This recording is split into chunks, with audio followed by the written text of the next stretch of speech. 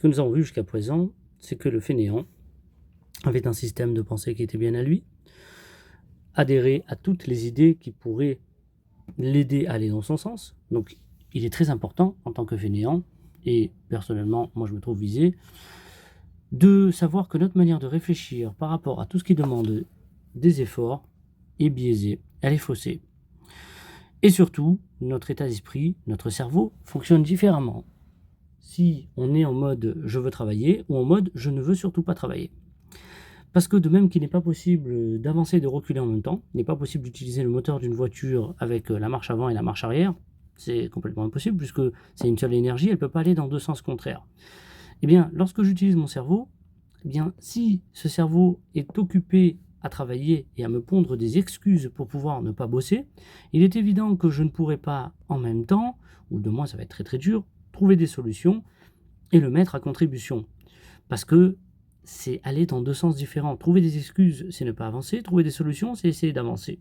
Encore une fois, on a vu que les excuses peuvent être réelles. Et c'est là d'ailleurs leur plus grand côté dangereux. C'est un peu comme le Gaon de Vilna disait que dans tout avéra, dans tout péché, dans toute faute, il y a toujours un peu de bien. Il y a toujours quelque chose de positif à faire une avéra. Et c'est ce positif que l'on retrouve dans le négatif qui est très dangereux. Parce que le mal qu'il y a dans le mal, lui, ne sert à rien. Même quelqu'un qui cambriole et braque une banque aura toujours un argument. Il pourra vous dire que cet argent va servir à l'éducation de ses enfants. Ou bien il récupère, c'est un justicier, il est en train de récupérer l'argent qu'on lui a volé. Personne qui va arnaquer l'État va vous dire que c'est de l'argent qui lui sert, qui va lui servir. Il va donner cet argent à la tzedaka. Bref, dans toute action négative, il y a toujours une justification positive. Et c'est le bien qui se trouve dans le mal qui en réalité permet à ce mal d'exister. Pareil, pour la fainéantise, ce sont les excuses réelles qui leur permettent d'exister. Il faut souvent plus d'énergie à supporter qu'à trouver une solution dans une situation. Alors, pour réussir à se faire une situation, il va falloir travailler, il va falloir étudier, il va falloir faire des études, du travail, se bouger. Eh bien, la plupart des gens, des fainéants, vont se contenter du strict minimum en attendant que la réussite vienne à eux directement, et se présente à eux. Alors, la réussite, même ceux qui essayent, n'y arrivent pas tout le temps. Alors, il est évident que ceux qui n'essayent pas, c'est presque sûr qu'ils ne vont pas le trouver. Et il ne faut pas prendre d'exemple des 2-3 exceptions qui confirment la règle, qui, en ne faisant rien du tout, ont finalement réussi leur vie. Parce qu'il ne faut pas prendre exemple des minorités. Il faut prendre exemple des choses qui marchent. Donc, très souvent, lorsqu'on est dans une situation et cette situation est négative, on ne veut pas rester dedans, très souvent, on va se dire il y a des efforts à faire. Les efforts à faire seront toujours moins importants que l'énergie qu'il va falloir pour supporter cette situation dans laquelle on ne veut pas rester.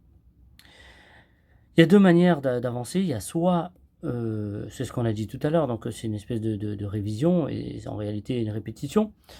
Mais c'est important parce que dans le moussard, c'est la répétition, c'est un peu comme du sport, ce sont des idées ultra simples qu'il faut répéter 1 million de fois. Donc, soit je réfléchis en me disant que je vais réussir, ou du moins que j'essaye de réussir, et après on verra, soit je réfléchis en mode ce n'est pas possible, et dans ce cas, je vais essayer d'inventer un maximum d'excuses.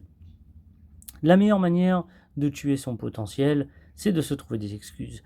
Parce que ce potentiel-là, on va s'en rendre compte que lorsqu'il est trop tard. C'est-à-dire que c'est un peu, je donne un cas par exemple qui est très triste, ce sont des jeunes gens, jeunes hommes ou jeunes femmes, qui lorsqu'ils sont en âge de se marier, sont persuadés qu'il y a 1 milliard d'autres choses à faire, et qui au moment où ils décident enfin d'essayer de créer un couple, ils se rendent compte soit qu'ils sont trop vieux, soit que leur caractère a tellement évolué qu'il ne peut plus s'adapter à quelqu'un d'autre, soit que ça leur est passé sous le nez, soit que la personne qui leur correspondait leur est passée sous le nez.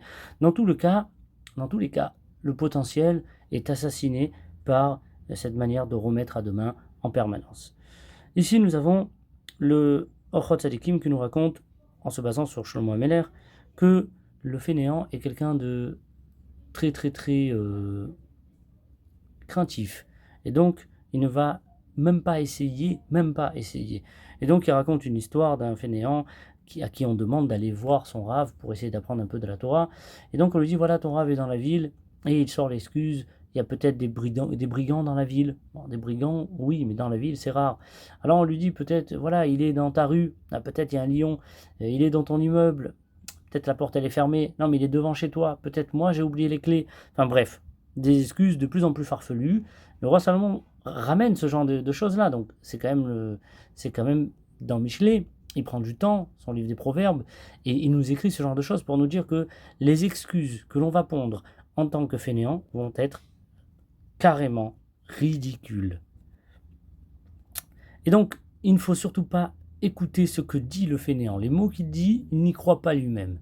En réalité, il faut écouter ce qu'il veut dire. Ce qu'il veut dire, c'est je ne veux rien faire. Et très souvent, chez les adolescents ou chez les enfants, on peut retrouver cela de manière caricaturale. Après, lorsqu'on grandit, on n'arrête pas cette mauvaise qualité, on n'arrête pas les duos qui marchent, on continue cette méthode de dire un peu n'importe quoi à partir du moment où ça nous arrange, c'est juste que ça devient un peu plus fin. Il faut savoir qu'un fainéant n'adhère pas et ne croit pas lui-même en ce qu'il raconte. Un fainéant n'adhère pas lui-même à ses propres idées, dans le sens qu'il sait très bien au fond de lui-même que ses idées sont fausses. Lui, ce qu'il veut, c'est ne pas travailler. Un argument peut l'amener là-dedans, c'est bon. La plupart des gens nient l'idée de Dieu, alors que c'est une simple idée de cause et conséquence, pour une raison très simple, c'est que l'idée de Dieu implique une responsabilité. Et les responsabilités, on n'en veut pas, on veut le pouvoir, mais sans la responsabilité. Pour illustrer ça, c'est un peu comme un labyrinthe inversé. Dans un labyrinthe, je dois rentrer par une porte et je dois arriver à trouver le centre. Eh bien, logiquement, c'est aussi un cheminement que l'on peut faire. On part d'une idée, on essaye de voir jusqu'où elle nous mène. Par contre, le fainéant, et tous ceux qui ont un intérêt, parce que bien évidemment, cela s'adresse aussi à tous ceux qui ont un certain intérêt dans quoi que ce soit, partent de l'idée finale. C'est-à-dire qu'ils savent très bien où ils veulent arriver, ils savent très bien que ce qu'ils veulent, c'est que ce soit permis ou interdit, et lui, ce qu'il veut, c'est pouvoir dormir, et ensuite, à nous de trouver l'argument, ou à lui de trouver l'argument, qui l'emmène dans ce sens. Qu'il soit vrai ou pas, cela ne l'intéresse pas le moindre du monde. Comme dit le Maral de Prague, celui qui change d'avis en permanence n'a aucun avis.